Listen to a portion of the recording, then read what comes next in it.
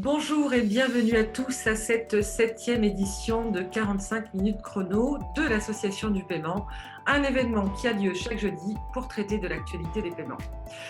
Je suis Sophia Briouel, je suis ravie aujourd'hui de pouvoir aborder avec notre invité le sujet du déploiement de l'authentification forte pour les paiements en ligne. Alors cela tombe très bien puisque l'Observatoire de la sécurité des moyens de paiement s'est réuni autour du 23 juin dernier et suite à cela, un communiqué de presse a été publié le 1er juillet sur le site de la Banque de France. Bien que nous l'avons noté, le plan de migration est maintenu et la question qui se pose est quelle est la trajectoire après la crise et comment accompagner cette migration dans les meilleures conditions. Alors pour cela, j'accueille notre invité d'aujourd'hui, Monsieur Julien Lassalle, secrétaire de l'Observatoire de la sécurité des moyens de paiement au sein de la Banque de France et chef du service de surveillance des moyens de paiement Scripturo. Rebonjour, Monsieur Lassalle. Bonjour à tous. Eh bien, je vais vous poser la toute première question, qui est une question vraiment rituelle. On aimerait savoir comment allez-vous? Ça va plutôt bien. Alors, c'est vrai qu'on a des journées qui sont très animées avec ces questions de plan de migration et d'autres actualités sur les paiements que vous avez dû noter aujourd'hui dans la presse. Mais les énergies sont là et heureusement, votre régulateur préféré se porte en pleine forme.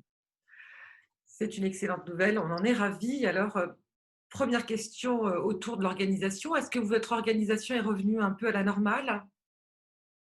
Alors, l'organisation, on est sur une activité qui est une activité d'abord de contrôle et de contact avec le marché. Donc, c'est une activité qui s'exerce très bien à distance et on a pu constater que le télétravail généralisé n'a pas affecté notre capacité à réagir et à interagir avec le marché, même si je pense comme l'association du paiement, on a fait beaucoup plus de conférences call qu'en temps normal. Hein, on ne pouvait pas se réunir physiquement. Aujourd'hui, la Banque de France, comme la plupart des grandes institutions, suit les consignes gouvernementales et donc les équipes reviennent progressivement au bureau avec une organisation qui reste encore semi-télétravail. Mais c'est vrai que ça fait du bien de pouvoir côtoyer à nouveau les collègues et de pouvoir se parler en direct sans un écran interposé. Absolument. Alors merci donc de nous avoir partagé en tout cas votre organisation. On va passer 45 minutes ensemble. Je rappelle à nos participants, bien qu'il y a des habitués, que nous allons consacrer 15 minutes aux participants pour qu'ils puissent vous poser leurs questions. Et pour cela, je vous invite à utiliser donc sur l'écran Zoom le QNR. Je prendrai effectivement en charge vos questions que l'on posera en direct à notre invité. Alors pour rentrer dans le vif du sujet, est-ce que vous pourriez nous rappeler et rappeler à notre auditoire les échéances clés du plan de la migration de l'authentification forte? Alors, ce plan de migration, son échéance arrêtée par les autorités européennes, c'est la fin de l'année 2020 avec une phase de bilan d'un trimestre. Donc, jusqu'en fait au 31 mars 2021, vraisemblablement, on aura encore la capacité à poursuivre et assurer que les derniers retards sont corrigés. Ce qui est important, c'est de rappeler surtout que on parle d'un plan de migration, mais il y a bien deux volets à prendre en compte. Hein. D'un côté, il faut qu'on assure que les porteurs sont équipés de solutions d'authentification forte. Et donc ça, c'est quelque chose qui se passe entre la banque et son client. Assurer qu'on arrête d'utiliser le SMS OTP pour faire des vraies solutions d'authentification forte, par exemple sur mobile. Et puis, on a un deuxième volet du plan qui, lui, est plus côté commerçant, côté acquéreur et prestataire technique, qui est de s'assurer que les transactions sont conformes aux attentes de la DSP2, c'est-à-dire qu'elles sont en règle générale soumises à une authentification, sauf dans des cas d'exemption bien identifiés par les normes techniques réglementaires édictées par l'autorité bancaire européenne. Merci. Alors justement, merci de nous avoir rappelé en tout cas les échéances clés. Quel est l'état des lieux là en juillet sur ce plan de migration de l'authentification forte? Et deuxième question qui va aussi de pair, l'atterrissage prévu au premier trimestre sera-t-il maintenu? Alors, l'état des lieux qu'on fait aujourd'hui, c'est que sur un certain nombre de grands indicateurs qui nous permettent de suivre l'avancée de la migration, euh, les voyants ne sont pas aussi dégradés que ce qu'on pouvait s'attendre du fait de la crise du Covid. Et donc, je pense qu'on y reviendra en détail il y a eu des difficultés liées à cette crise, mais un certain nombre d'actions de migration qui ont pu se poursuivre ou sur lesquelles on avait éventuellement un petit peu de marge d'avance. La situation aujourd'hui, c'est que il faut repartir de l'avant, hein. C'est vrai qu'il y a eu une période un petit peu gelée pendant lesquelles un certain nombre d'actions ont dû être temporisées. Maintenant, notre ambition, c'est que les acteurs de marché, qu'ils soient côté porteur ou côté commerçant, reprennent leur feuille de route, soient en capacité de faire les migrations qui s'imposent, et pour qu'on puisse commencer à voir les curseurs reprendre leur progression pour un atterrissage le plus proche possible des cibles qui étaient attendues initialement. Alors, ceux qui ont lu le communiqué de presse de l'Observatoire ont pu noter qu'on parlait de marge de flexibilité. Je pense qu'on aura le temps de revenir dessus pour expliquer en quoi ça consiste. Ce qui est sûr, c'est que la trajectoire stricto sensu qu'on s'était fixée risque d'être hors de portée, effectivement, et donc il faut qu'on se donne un petit peu de marge de liberté par rapport à cela. Mais il faut qu'on garde une certaine ambition, parce que c'est ce qu'on doit aux consommateurs européens, c'est ce qu'on doit aussi au secteur du e-commerce, hein, puisque la directive doit apporter davantage de sécurité. Et ça, c'est une exigence sur laquelle on ne veut pas renoncer. Et donc, on maintient l'objectif d'un haut niveau de conformité qui serait atteint dès le premier trimestre 2021. Après, un haut niveau de conformité, c'est aussi le constat que la pleine conformité n'est peut-être pas tout à fait atteignable à un tel horizon, mais que ce qu'il restera à faire relèvera de l'action du superviseur, et donc que, au-delà du plan de migration et des horizons qu'on connaît aujourd'hui, on fera en sorte d'assurer que ce qui reste de non-conformité soit réglé dans des délais qui soient raisonnables. Très bien, alors on reviendra effectivement sur cette marge de flexibilité, mais avant cela, en termes d'analyse d'écart entre justement l'état des lieux que vous faites là à l'instant et puis la cible par rapport au plan de migration initial, quels sont les indicateurs qui confirment que la trajectoire, elle est plutôt constante et que justement, malgré effectivement une marge de flexibilité, on va pouvoir tenir ce cap? Alors là il faut vraiment différencier les deux volets de la migration. Du côté de l'équipement des porteurs, on a une situation euh, dans laquelle on a des établissements qui sont très en avance sur la cible. On a des grands établissements qui ont quasiment équipé la totalité de leurs porteurs, en tout cas de leurs porteurs actifs sur Internet, ceux qui font des achats de façon régulière, qui ont été migrés vers des solutions d'authentification sur mobile. Et donc, ceux-là ont des taux d'équipement par rapport à ce qu'on suit qui sont de plus de 70%, et donc qui sont très en avance sur la cible, puisque la cible, dans la période actuelle, elle devrait être de l'ordre de 40%. Et puis, on a à l'inverse un certain nombre d'établissements bancaires dans lesquels les taux d'équipement sont relativement faibles, voire quasiment marginaux. On a encore quelques grands établissements avec des taux d'équipement qui tournent autour des quelques pourcents. Et donc, on a une trajectoire qui, en apparence, est satisfaisante, mais qui pourrait rapidement sortir des clous si on n'a pas un effort qui est fait au niveau des établissements les moins avancés.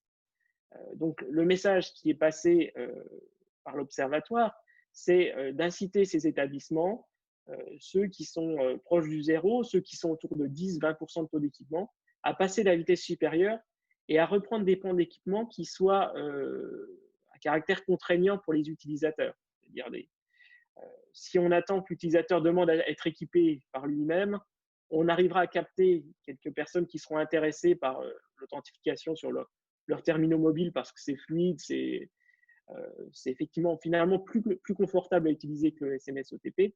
Mais pour la grande majorité des utilisateurs, ils vont s'en tenir à ce qu'ils savent utiliser aujourd'hui, à savoir le code SMS. Donc, on demande à ces établissements d'assurer une démarche très proactive d'équipement de leurs porteurs pour rattraper la cible attendue, de sorte qu'on va être en mesure de suivre ce rythme d'équipement au moins jusqu'en septembre. Ce qui se passe, c'est que on sait que le taux d'équipement en smartphone de la population devrait permettre d'équiper à peu près 70% des porteurs de cartes de solutions sur mobile. Le vrai sujet, ça va être ce qui va se passer dans l'étape d'après, donc faire en sorte que les banques soient capables d'apporter d'autres solutions d'authentification soit en associant le SMS OTP avec un autre code de type code personnel, ce qui serait conforme DSP2, mais ce qui n'est absolument pas confortable en termes d'utilisation pour les clients, ça on en est conscient, ou d'apporter d'autres types de solutions. On nous parle de solutions de type boîtier, de type token, où on saisit un code confidentiel qui permet de générer un code, comme ça existe par exemple en Belgique. On a des solutions un petit peu inventives qui consistent à scanner un QR code qui apparaît à l'écran. On a des travaux très intéressants sur la biométrie comportementale, sur lesquels on attend des retours d'expérience de la part de ceux qui expérimentent ce type de solution avant de porter un jugement sur leur conformité DSP2. Donc, il se passe beaucoup de choses qui doivent permettre d'équiper les 30 ou les 20% de consommateurs qu'on ne pourra pas équiper avec des solutions mobiles. Et on sait qu'on a un point d'attention par rapport à cela, parce que c'est des solutions qui sont peut-être moins matures ou pour lesquelles les banques sont moins avancées dans la réflexion. Et donc, on sera côté Banque de France et côté Observatoire très vigilant à ce qui se passera sur cette partie de l'équipement. Maintenant, sur la trajectoire côté commerçant, là où on a de l'avance, c'est dans le recours aux infrastructures d'authentification. Aujourd'hui, on a plus de 60% des flux en valeur qui transitent dans des infrastructures de type 3D Secure ou l'équivalent dans les schemes privatifs. C'est un taux qui, là aussi, est en avance par rapport à la trajectoire qu'on s'était fixée au niveau de la place. Si vous revenez au plan qui avait été publié à l'automne dernier. Et donc, on a une marge d'avance assez confortable, hein, puisque je pense que la cible était de l'ordre de 30 à 40%. Mais on est sur un taux qui, malheureusement, a assez peu évolué pendant la crise. Donc, on n'a pas conforté notre avance, elle est plutôt en train de se réduire, parce qu'on a une période où les cibles intermédiaires devaient aller croissantes de mois en mois. Donc, il y a un risque que, quelque part, à la rentrée, les deux courbes finissent par se croiser, si on reste sur une réalisation horizontale alors que la courbe d'objectif est croissante. Et là aussi, le message qui est passé au marché, c'est d'inviter les commerçants à utiliser plus massivement 3D Secure et à commencer à tester la deuxième version de 3D Secure qui, elle, permet de traiter des exemptions, donc de faire ce qu'on appelle le frictionless. C'est vrai qu'aujourd'hui, quand on fait le ratio au 3D Secure V1 versus 3D Secure V2, on a une majorité absolument écrasante de 3D Secure V1, ce qui n'est pas mal en soi, puisque 3D Secure V1 est tout à fait conforme à la DSP2, hein, ça fait de l'authentification. Par contre, c'est vouloir canaliser tous les flux des commerçants là-dedans correspond sans doute pas à l'image qu'on se fait d'un commerce qui est fluide et qui, dans certains cas, permet de se passer de cette étape d'authentification qui, même si elle est de plus en plus fluide, notamment avec les solutions sur mobile, reste une contrainte dans le parcours client. Et donc, ce qui nous importe par rapport à ça, c'est de regarder comment cette infrastructure 3D Secure V2, alors qui est neuve, donc qui n'est pas sans défaut, hein, qu'il faut arriver à roder, comment est-ce qu'elle va pouvoir monter en charge? C'est un problème de poulet d'œuf parce que l'infrastructure est neuve, donc elle est susceptible de rencontrer plus de problèmes techniques qu'une bonne vieille infrastructure 3D Secure V1, voire de paiement non authentifié. Hein, ça, c'est la version très, très, très rapide pour gérer des flux de paiement. Mais tant que personne ne l'aura testé, on sera en incapacité de pouvoir la sécuriser, de la rendre plus fiable.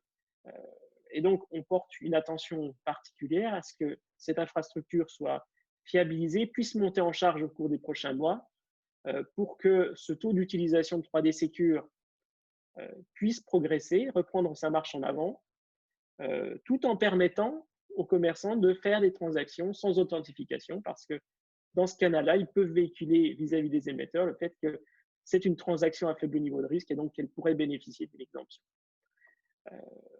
Voilà, donc cette trajectoire, elle n'est pas mauvaise aujourd'hui. Si on ne regarde que les indicateurs de résultats, on est plutôt en phase, on est même plutôt en avance sur le côté commerçant, mais la dynamique qu'on voit, elle a forcément été affectée par la crise. Donc, on a des courbes qui progressent peu, et donc il va nous falloir qu'on s'assure qu'on peut repartir de l'avant.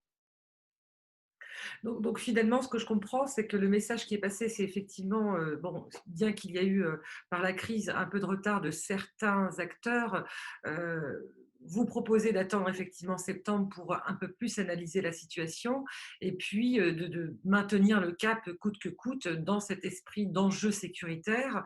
Et puis effectivement, vous avez parlé tout à l'heure de marge de flexibilité. Alors, j'imagine qu'il y a des mesures qui vont être prises en septembre.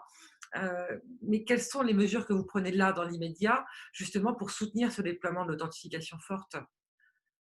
Vous avez parlé de marge de flexibilité. Du coup, est-ce que les activités les plus sinistrées pardon, par la crise bénéficieront de cette flexibilité-là? J'aimerais bien que vous puissiez nous l'expliquer, cette marge.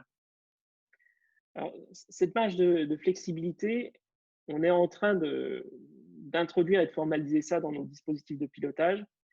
Euh, il va s'agir d'être un petit peu plus tolérant dans l'atteinte des cibles intermédiaires qu'on avait jusqu'en mars 2021 et de pouvoir considérer que si finalement les indicateurs ont un petit peu de retard, un mois de retard, 2 mois de retard, finalement on n'est pas dans une situation de divergence forte par rapport aux cibles et que c'est des retards qui peuvent se comprendre du fait de la crise. Et donc, il ne s'agit pas de prendre des mesures particulièrement contraignantes à l'égard du marché, mais au contraire de faire en sorte qu'on facilite sa capacité à continuer à progresser. Donc, l'idée, c'est d'être un petit peu plus souple et de ne pas activer de mécanismes, enfin, par exemple, de vouloir forcer à tout prix le soft decline dans des proportions très élevées, alors que la migration se poursuit avec certes un petit peu de retard, mais pas des proportions catastrophiques. Ça fait partie des choses qu'on est en train d'envisager. Ce qui est important, c'est qu'il y a 2 actions très fortes qui vont être prises en compte par l'Observatoire pour renforcer son accompagnement. La première action, c'est les préoccupations autour des montées de version des protocoles. Parce que ce qu'on a noté dans la migration, et ce avant même la crise du Covid-19, c'est que pour assurer le traitement des flux en 3D Secure V2, tous les acteurs de la chaîne des paiements, et notamment les acquéreurs et les prestataires d'acceptation technique, doivent procéder à des montées de version des protocoles. Complexité supplémentaire, il y a plusieurs versions qui coexistent de ces protocoles qui sont compatibles DSP2, mais qui n'offrent pas les mêmes fonctionnalités. Et une des difficultés qui avait peut-être été mal appréhendée ou sous-estimée, c'est qu'on a un grand nombre d'acteurs du secteur des PAT, on en a plus d'une quinzaine, on a un grand nombre d'acquéreurs côté bancaire, et il ne s'agit pas que chacun des acteurs individuellement soit certifié comme ayant déployé telle version de protocole, mais il faut s'assurer que ces acteurs arrivent à communiquer entre eux. Pour un commerçant donné, notamment un commerçant de grande taille, donc il y a un acquéreur qui est distinct de son prestataire d'acceptation technique, il faut s'assurer que le couple PAT-acquéreur est capable de fonctionner sur la base des nouveaux protocoles avant que le commerçant puisse émettre des transactions via le canal 3D Secure. Et cette phase de fiabilisation des couples, eh c'est une étape donc, qui est incontournable. Et ça correspond, on estime qu'il y a plus de 80 couples PAT-acquéreurs qui vont arriver à faire dialoguer entre eux. Sachant que tous les PAT n'ont pas forcément fait les mêmes choix de protocole. Certains ont décidé de franchir un cap en allant directement vers le protocole le plus abouti, ce qui fait qu'on peut se retrouver dans des situations où il y a une incompatibilité entre le protocole, la version de protocole utilisée par un acquéreur et celle que le PAT souhaite mettre en œuvre. C'est quelque chose de très technique, effectivement, c'est un petit peu l'arrière-cuisine des paiements, mais c'est quelque chose auquel l'Observatoire va porter une attention très particulière. Donc, il y a une action qui va être prise par l'Observatoire de se rapprocher en premier lieu des schemes, puis dans un deuxième temps des PAT, pour comprendre les feuilles de route de raccordement de ces couples PAT-acquéreurs, s'assurer qu'on ne se retrouve pas dans une situation où certains couples ne seraient activés que très tardivement, dans des configurations où certains couples ne seraient disponibles qu'en novembre, par exemple. Ça veut dire que tous les commerçants qui s'appuient sur ce couple-là ne pourront pas migrer avant la fin d'année, ce qui nous semble contraire à l'esprit du plan de migration. Donc, on est prêt à accepter un certain nombre de délais. Les couples PAT acquéreurs étaient censés être prêts avant l'été. Il va falloir qu'on regarde comment on fait en sorte que la plupart des couples sont opérationnels dès le début de l'automne pour accompagner la montée des flux 3D Secure V2 par les commerçants. Voilà. Il y a un enjeu d'attractivité de l'infrastructure derrière qui est également assez fort, hein, parce qu'on va avoir des compétitions entre les différentes versions des protocoles. Donc tout ça, c'était une action, c'était une ligne, hein, dans le plan de migration, qu'il fallait que les protocoles évoluent.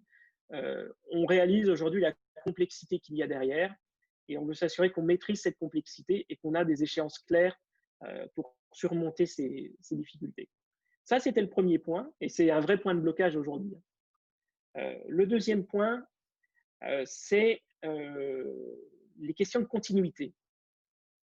La DSP2, c'est vrai, elle rend obligatoire, quasiment obligatoire, le recours à une infrastructure d'authentification, ou en tout cas d'une infrastructure sachant gérer l'authentification d'un côté et les exemptions de l'autre. Dans le plan de migration français, on a fait le choix de privilégier des infrastructures type 3D Secure. Donc, on a considéré que tous les flux de paiement internes devaient transiter par ces infrastructures de place. De fait, ces infrastructures, elles deviennent systémiques pour le marché du e-commerce, puisque dès qu'elles tombent en panne, on met en péril la capacité du e-commerce à gérer ses flux. Aujourd'hui, on a, de par l'héritage de 3D Secure V1, on avait mis en place des listes de contacts permettant aux acteurs de s'appeler entre eux et de discuter des incidents, mais ça ne constitue pas une procédure qui permet à un commerçant de savoir quoi faire en cas d'incident sur les serveurs d'autorisation ou sur les directory serveurs des schemes.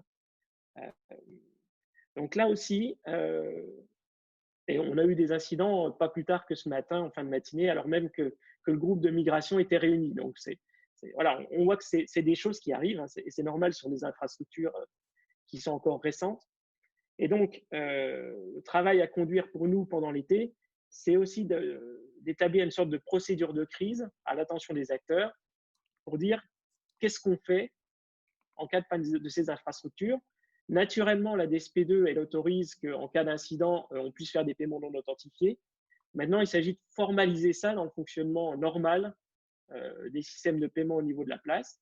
Et donc, quand on a une infrastructure d'authentification qui tombe en panne, que aussi bien côté commerçant, côté banque, côté scheme, côté PAT, on ait une idée de la marche à suivre pour permettre aux commerçants de continuer à gérer leurs flux. Alors, ce n'est pas neutre, hein, parce que naturellement, on ne va pas construire des redondances de toutes les infrastructures les unes avec les autres. Donc, il va falloir sans doute accepter que des flux non authentifiés, non conformes à la DSP2, mais ce n'est pas grave, ces situations exceptionnelles, puissent être traités. Quelles sont les conséquences de cela en termes de responsabilité quand il y a des cas de fraude, et comment est-ce qu'opérationnellement on assure que les incidents sont identifiés, partagés et que leur résolution est connue, parce qu'on ne veut pas non plus que les commerçants continuent indéfiniment à faire des transactions non authentifiées dès lors que la plateforme est rétablie. Il faut qu'on arrive à formaliser tout cela dans une sorte de procédure de crise adaptée à ces systèmes d'authentification.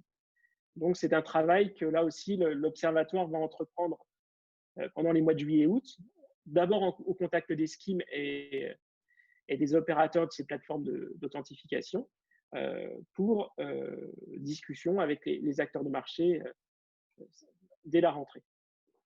Très bien. Ça, c'est deux actions très, très fortes parce que c'est deux points de crispation qu'on a vu émerger ces derniers mois et qu'on comprend tout à fait. Et c'est vrai que si on n'apporte pas une réponse sur ces deux sujets-là, on met en péril la capacité à assurer une migration fluide et sans accroc.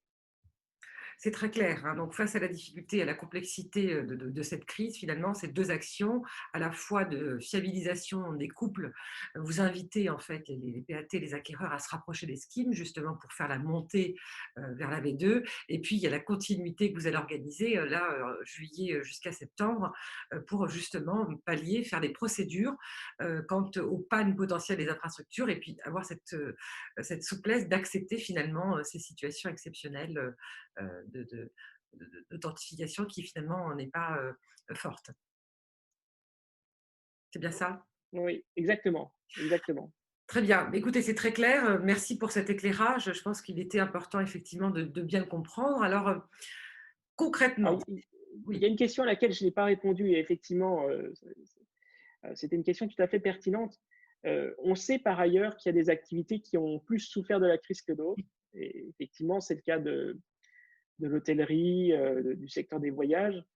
Euh, et c'est quelque chose qu'on doit prendre en considération, d'autant plus que c'est des secteurs sur lesquels il faut qu'on aille vers les versions les plus avancées des protocoles pour permettre un fonctionnement le plus fluide possible. Sur les centrales de réservation de voyage, par exemple, on sait qu'il y a des pratiques qui ne permettent pas aujourd'hui d'assurer la traçabilité de l'authentification d'un bout à l'autre. Euh, et donc, c'est des choses dont on est conscient, d'autant plus que c'est des secteurs dont une partie de l'activité s'est effondrée du fait de la crise.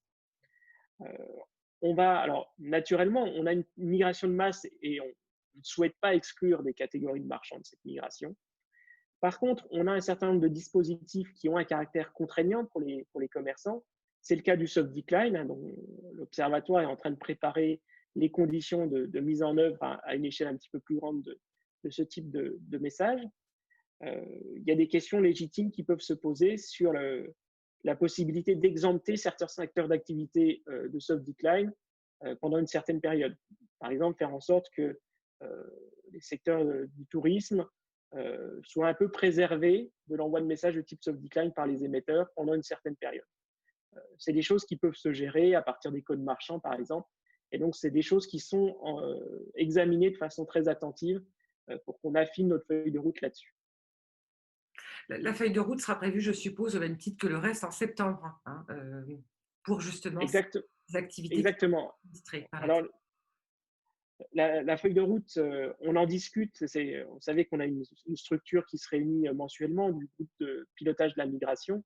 Donc, on a déjà évoqué certaines pistes ce matin avec des membres de l'Observatoire.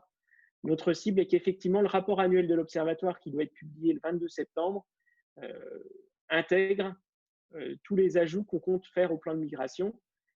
Et ça couvrira à la fois les sujets qu'on évoquait juste avant sur les montées de version de protocole et sur la continuité d'activité, mais ça intégrera aussi les cas spécifiques sur certains secteurs d'activité et la formalisation de cette marge de flexibilité qu'on se donne. Merci beaucoup. Alors, je vais vous poser une ou deux dernières questions. Finalement, si on reprend un peu tout ça, on constate effectivement que on maintient quelque part la migration à venir, mais parce que derrière, il y a aussi des enjeux.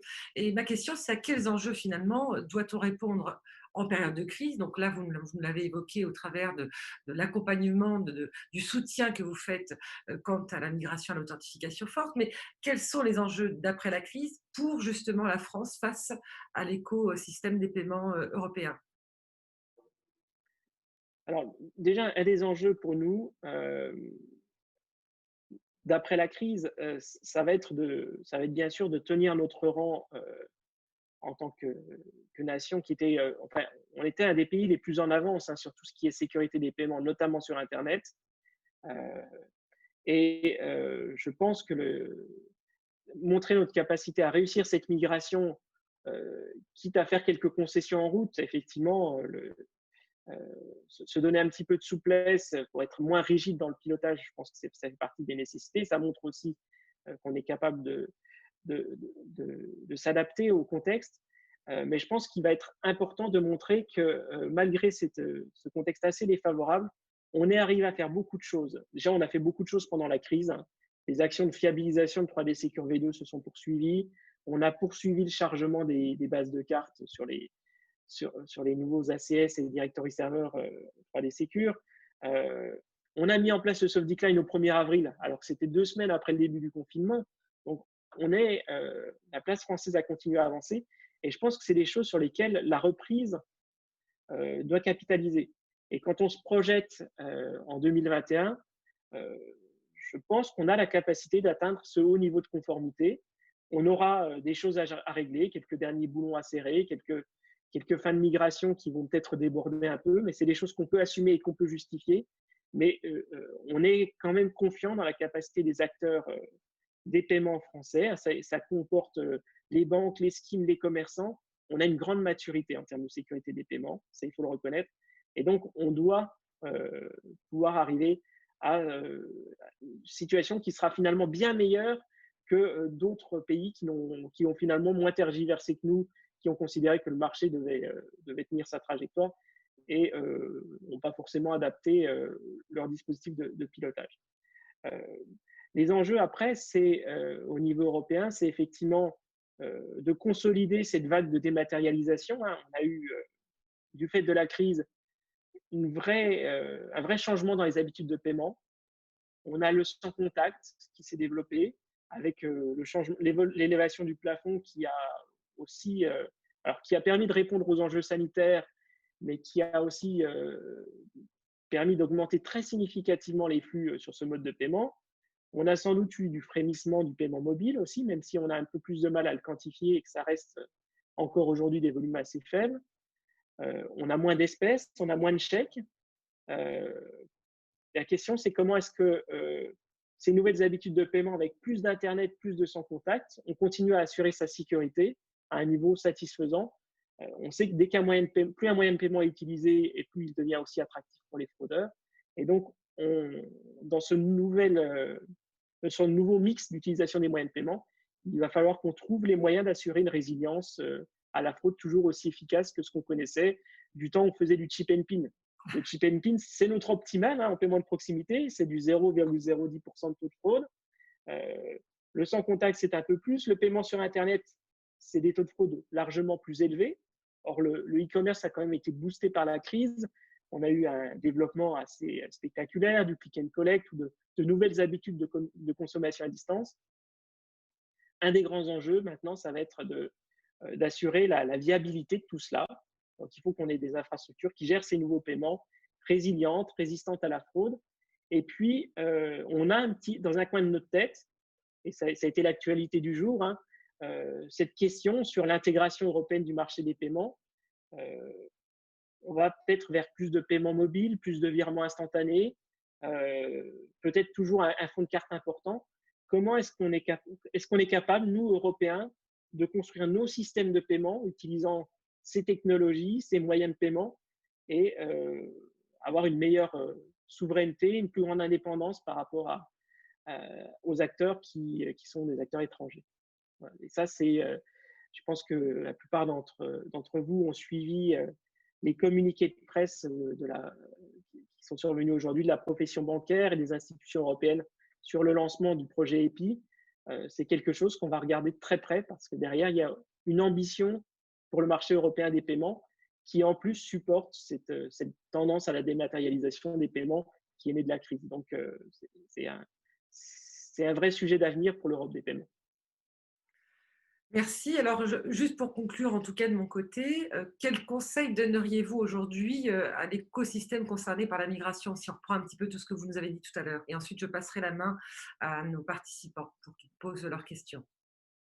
Alors, le conseil qu'on peut donner, c'est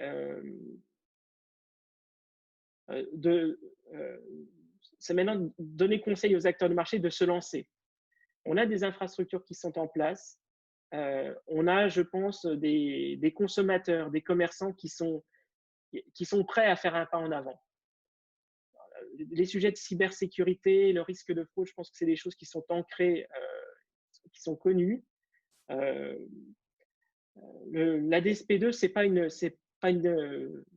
réglementation punitive pour le secteur du e-commerce. C'est une chance. C'est davantage de sécurité, mais aussi davantage de fluidité puisqu'on reconnaît le frictionless, on lui donne une raison d'être.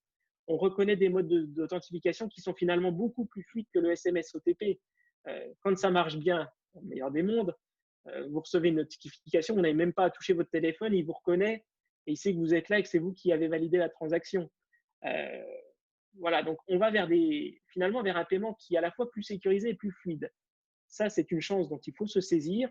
Et donc, il faut que, notamment du côté des commerçants et de tout l'écosystème autour de l'acquisition, les acteurs franchissent le cap.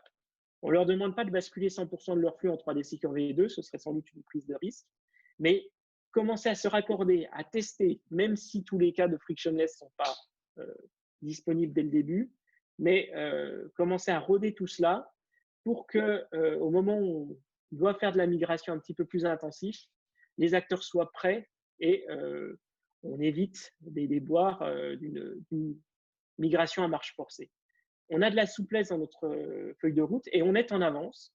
Donc, il ne s'agit pas pour nous d'imposer aux commerçants de migrer des gros volumes de transactions dès à présent dans les nouvelles infrastructures, mais commencer à s'y raccorder et à tester, ça fait partie des choses euh, qu'on attend, nous, parce que c'est ce qui nous évitera d'avoir à faire face à un mur au moment où on devra faire un Big Bang parce qu'on aura pris trop de retard et qu'on sera le 31 mars et qu'il faudra migrer tous les flux pour des raisons d'exigence européenne. Merci Julien, merci beaucoup. Nous avons des questions. Je vais vous en proposer une première.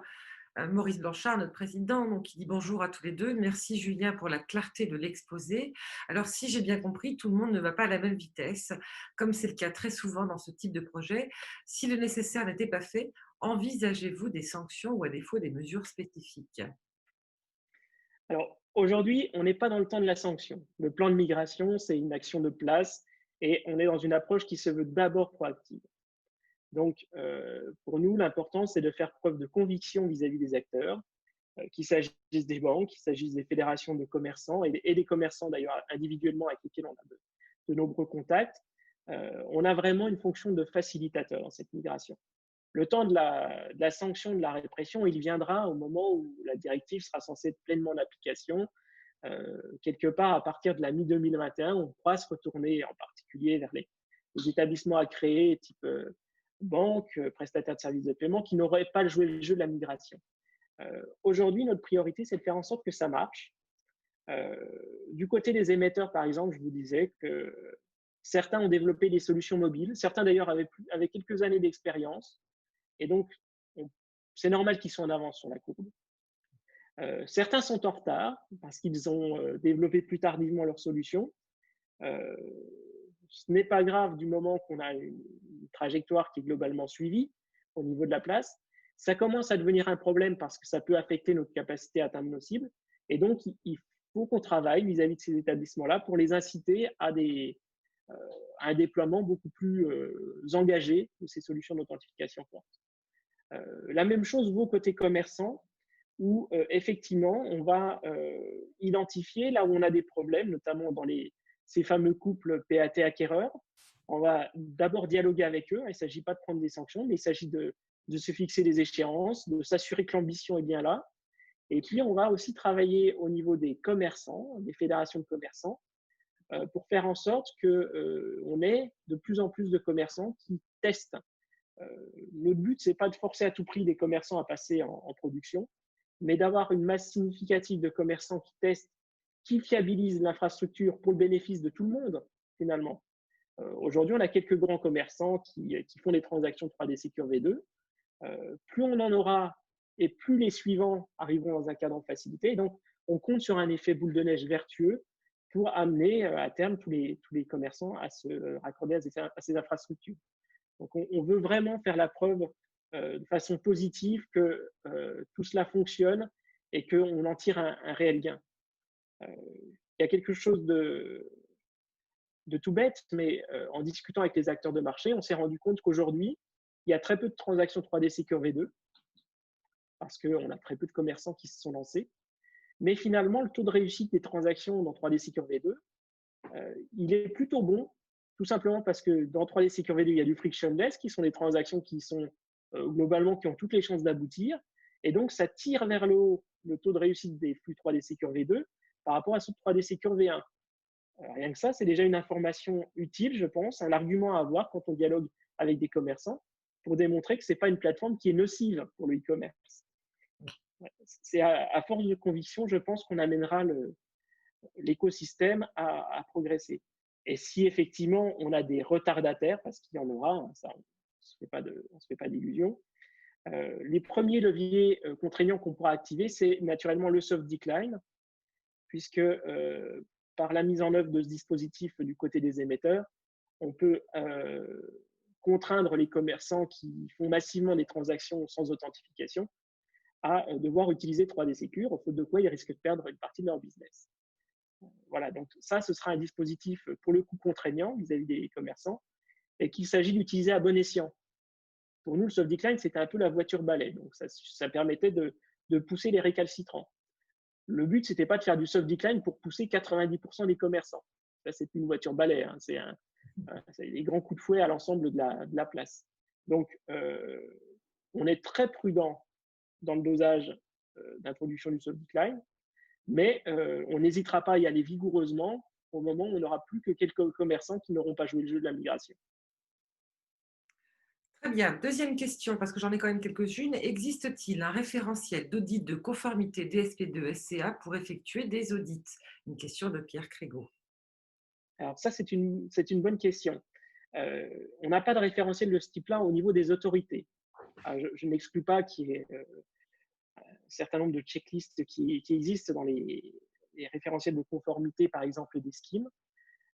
Nous, notre référentiel de conformité, c'est tout simplement les RTS. Alors, bon, on peut dire que c'est une base un petit peu austère, les RTS de l'autorité bancaire européenne, les Q&A de l'autorité bancaire européenne euh, qui, euh, qui, euh, qui expliquent un certain nombre de choses. Nous, notre référence, elle est simple. C'est que en régime cible, toutes les transactions, on n'est plus une seule transaction qui soit non authentifiée et non motivée par un facteur d'exemption. Ça, c'est la cible DSP2. Et quand les transactions doivent être authentifiées, elles sont authentifiées au moyen d'une vraie authentification forte. Et donc, on a débranché le SMS OTP à l'autre bout du tuyau. Voilà. Notre exigence, elle tient en une ligne, c'est ça. C'est des transactions conformes, donc de la SCA ou de l'exemption justifiée donc traçable dans les systèmes. On doit être capable, nous, de pouvoir les suivre. Et puis, des vraies authentifications fortes quand il y a besoin d'authentification forte. Et à partir de ça, je sais que la réalité est beaucoup plus compliquée. Hein. Il y a des protocoles, il y a des infrastructures. Et derrière, il y a des règles qui s'appliquent à l'utilisation de ces protocoles. Mais ça, c'est aux mains finalement des acteurs de marché, notamment des scheme cards, hein, qui établissent leur propre cahier des charges et leurs propres règles pour leurs utilisateurs. Merci beaucoup. Une question de Fabienne Niacolo. Nos voisins anglais semblent se diriger vers une préférence pour l'OTP par SMS associée à de la biométrie comportementale. Est-il nécessaire d'émettre une préférence sur les méthodes d'authentification de la part des autorités nationales? Alors non. Dans notre cas, on considère que c'est au marché de définir quelles sont les solutions d'authentification les plus appropriées. Là où on a un état de marché qui est globalement convergent, c'est que toutes les grandes banques françaises se sont projetées vers l'authentification sur mobile, ce qui est en fait une évolution de ce qu'on connaissait avec le SMS OTP, hein, parce qu'on était déjà sur quelque chose qui mettait en œuvre le mobile. Là, on va vers des techniques plus avancées où le mobile fait office de facteur de possession et on va coupler à ça un MPIN, donc un code personnel, voire pour des raisons de fluidité, vers de la biométrie. Donc, c'est un fait, la place française a privilégié cette solution-là. Maintenant, d'autres solutions peuvent coexister, hein, dont pourquoi pas de la biométrie comportementale et de l'OTP. La biométrie comportementale, c'est quelque chose sur lequel on est très prudent côté Banque de France. Donc, on n'est pas fermé aux expérimentations, mais il est important qu'on ait des retours d'expérience des acteurs avant qu'on ait une généralisation de ce type de dispositif, parce que la frontière est très mince entre analyse de risque, donc exemple sur article 18, et ce que certains mettent derrière biométrie comportementale. Si la biométrie comportementale, c'est de suivre une adresse IP et le fait que l'utilisateur utilise son terminal habituel, c'est pas de la biométrie, il n'y a rien de biométrique derrière. C'est juste des facteurs de réduction des risques qu'on peut prendre en considération pour accepter de ne pas faire d'authentification forte. Si derrière la biométrie comportementale, il y a vraiment quelque chose qui s'attache à l'individu et à des choses qui peuvent être quantifiées en termes de risque de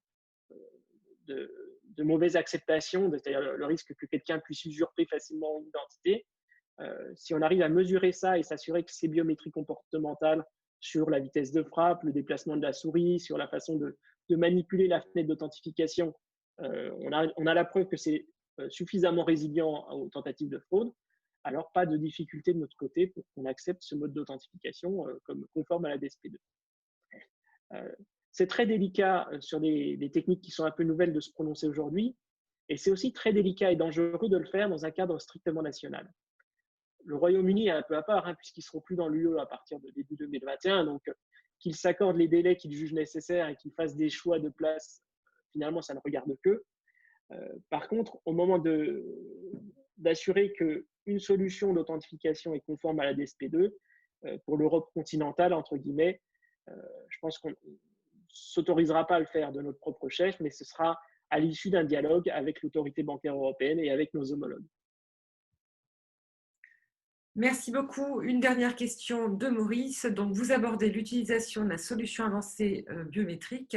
Pour certains clients, cela a un coût. Qui va payer? Quid du modèle économique? Alors, sur les solutions biométriques, aujourd'hui, celui qui paye, a priori, c'est l'utilisateur, puisqu'on embarque ces solutions dans les smartphones qui sont finalement financés par le porteur de carte.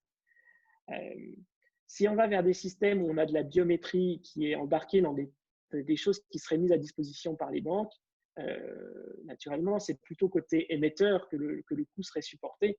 De toute façon, l'authentification est d'abord l'affaire de la relation client-émetteur. C'est des choses qui ont un coût. Il a fallu mettre à niveau les dispositifs d'authentification. On n'est pas naïf. On sait que ces coûts doivent être bien supportés par quelqu'un dans la chaîne des utilisateurs. La mise à disposition de solutions d'authentification très avancées, on l'a vu par le passé avec les cartes à cryptogramme dynamiques, c'est des choses pour lesquelles l'utilisateur est éventuellement prêt à en supporter le coût. Ou c'est des choses qui peuvent être embarquées dans les packages mis à disposition de tenue de compte définis par les établissements bancaires. Notre principe, c'était un point d'attention dans les communications précédentes de l'Observatoire. La migration du SMS OTP vers des solutions plus avancées, c'est une obligation réglementaire. Ça ne doit pas être une opportunité de faire supporter des coûts supplémentaires aux porteurs. D'ailleurs, l'infrastructure SMS OTP elle-même est coûteuse, puisqu'elle génère notamment des coûts de communication et d'envoi de SMS qui sont importants. On a un point d'attention très fort, c'est qu'il faut que les solutions d'authentification soient accessibles et donc qu'on ne se mette pas à avoir des utilisateurs qui renoncent à faire du e-commerce parce qu'on leur facture l'utilisation de leurs solutions d'authentification et donc qui ne veulent pas se permettre de supporter ce coût supplémentaire. Donc, il y a une attention sur le fait que cette migration des solutions d'authentification, elle doit se faire à un coût qui est maîtrisé, qui est transparent pour l'utilisateur. Merci beaucoup, Julien Lassalle. J'aurais aimé vous poser d'autres questions autour de l'évolution de la dématérialisation et des paiements, ainsi que de l'interopérabilité, mais je suis certaine que cela fera l'objet d'une autre chronique. Donc, nous arrivons en fin des 45 minutes chrono. Un grand merci à nos nombreux participants et à ceux qui suivent ce rendez-vous hebdomadaire chaque jeudi. Un grand merci à vous, Julien Lassalle, pour votre disponibilité. Nous ne pouvions pas rêver mieux en termes d'éclairage à la fois sur les enjeux, notamment pan-européens, sur la complexité et la difficulté de mise en œuvre de la conformité DSP2 et DSCA. Et surtout, merci d'avoir apporté tout l'éclairage nécessaire quant à cette trajectoire d'après-crise. Nous en saurons bien entendu un peu plus en septembre, mais je crois que ce que vous nous avez donné est déjà très complet. Et donc, je vous retrouve jeudi prochain en compagnie de Maurice Blanchard, notre président, ainsi que deux invités, Fabien Pincan de la société Ingenico ainsi que Dimitri Faber de la société Tiller. Et là, nous aborderons la reprise pour le petit commerce français et nous partagerons notamment des chiffres clés et des tendances à venir. Merci à vous, Julien. Merci beaucoup. À bientôt. Au revoir. À bientôt. Au revoir.